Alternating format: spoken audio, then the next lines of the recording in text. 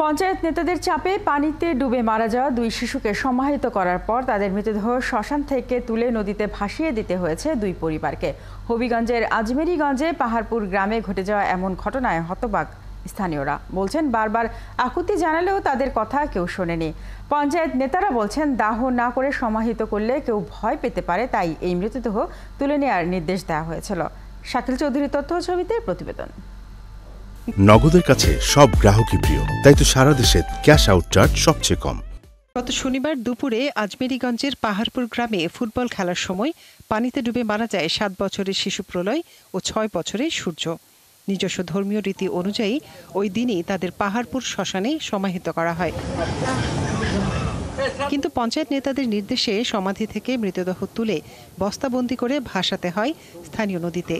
এলাকার মানুষ জানান পঞ্চায়েতের ভয়ে নির্দেশ মানতে বাধ্য হন মৃতের পরিবারের সদস্যরা। কারণ আমি মিডিয়ার সামনে মুখ করার পরে তো আমার গ্রাম থেকে উচ্ছেদ করে হুমকি দিতেছে আমারে। আমি অভিযোগ না করে থাকবো, আমি থাকতে পারবো এই গ্রামে। লাশ যাতে না বাজে ভাবে মাটি বা পাথর দেয়া কোমরে বা হাতে পায়ে বাদ দেয়া নদীতে ছাড়ছি। একটা মৃত দেহকে যদি লাঞ্ছনা করা হয়, জীবিত মানুষের মনে অবশ্যই কষ্ট আসে। বারবার অনুরোধ করেও পঞ্চায়েত নেতাদের মন গলানো যায়নি জানান শিশুদের স্বজনরা। উল্টো গণমাধ্যমে কথা বলায় হুমকি পাচ্ছেন তারা। আমার ছেলে এমনি পানিত হইয়া মরছে, আরো দিছে পানিত বাসাইয়া, তো এটার মতো শোক কোন আর আমি কই দেখালাম।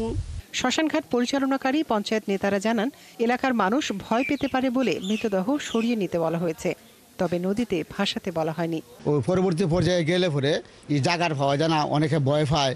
ওই জন্য একটা সিদ্ধান্ত দিয়েছে যে এদের যদি আমরা তো এটা উন্নতি করি। গ্রামবাসী একটা জিনিস করছে, ময়মুর এটা করছে, আমি তো ময়মুর ভাড়া যেতে পারি না, বা আমি এইসব করে তাদেরকে অনুরোধ বা কঠোর মিনতি করে সেটা মোটামুটি একটা কথাবার্তা বললে ফার্মিংয়ে চলে আসছি। ঘটনা জানাজানির পর এলাকা ঘুরে দেখে আইনগত ব্যবস্থা নেওয়ার আশ্বাস দিয়েছেন প্রশাসনের কর্মকর্তারা। বয়ে হইতে পারে, কিন্তু সেই সময় সুনির্দিষ্ট স্পষ্টভাবে কারো নাম বলেনি। আমরা বারবার চেষ্টা করছি নাম বলেন, আমরা এখনই ব্যবস্থা নেব। এই ধরনের কোনো অনাকাঙ্ক্ষিত ঘটনা ঘটে বা এই ধরনের অনাকাঙ্ক্ষিত ঘটনার কোনো সূত্রপাত হয়, তাহলে যেন বিষয়গুলো তারা নিজেরা টেক কেয়ার করে এবং আমাদের জন্য সাথে সাথে জানায়। আমাদের জানালে আমরা সেই অনুযায়ী ব্যবস্থা নিব। স্থানীয়রা জানান পাহাড়পুর পঞ্চায়েতের রয়েছে বেশ কিছু জমির মালিকানা। সেসব থেকে বছরে আয় হয় অন্তত 25 লাখ টাকা।